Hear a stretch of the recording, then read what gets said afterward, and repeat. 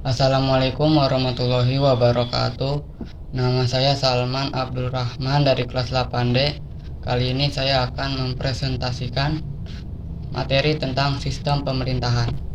Secara umum, ada dua jenis sistem pemerintahan yang berjalan di berbagai negara di dunia, yaitu sistem presidensil dan sistem parlementer.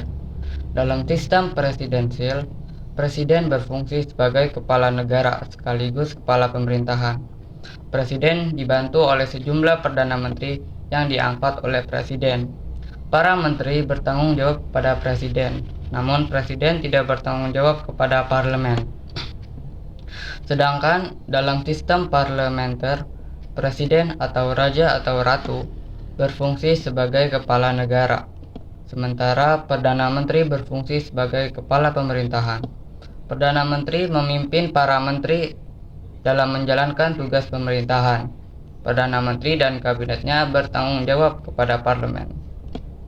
Dalam sejarahnya, negara Indonesia pertama kali menganut sistem presidensil, yang dimana presiden berfungsi sebagai kepala negara sekaligus kepala pemerintahan.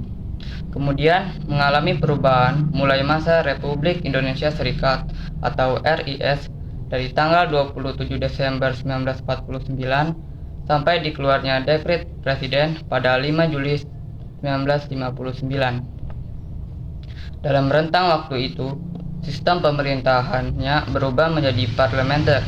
Namun, seiring berjalannya waktu, sistem parlementer menimbulkan ketidakstabilan politik.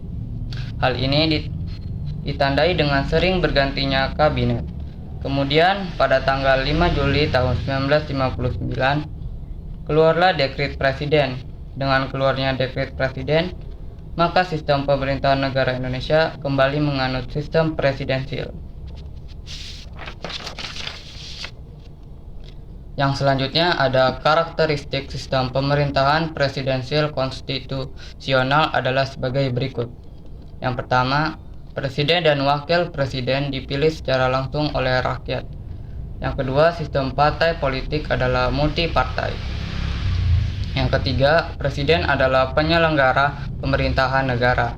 Yang keempat, terdapat prinsip check and balance. Yang kelima, presiden bertanggung jawab kepada konstitusi. Yang keenam, presiden tidak dapat membubarkan parlemen. Dan yang ketujuh, presiden adalah eksekutif tunggal. Sementara itu, Jimmy Ashidik menyatakan karakteristik sistem pemerintahan presidensil adalah sebagai berikut. Yang pertama, terdapat pemisahan kekuasaan yang jelas antara kekuasaan eksekutif dan legislatif. Yang kedua, kepala pemerintahan adalah sekaligus kepala negara atau sebaliknya kepala negara adalah kepala pemerintahan. Yang ketiga, presiden mengangkut para menteri sebagai pembantu atau sebagai bawahan yang bertanggung jawab padanya.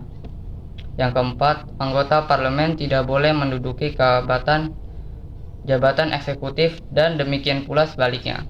Yang kelima, presiden tidak dapat membubarkan parlemen.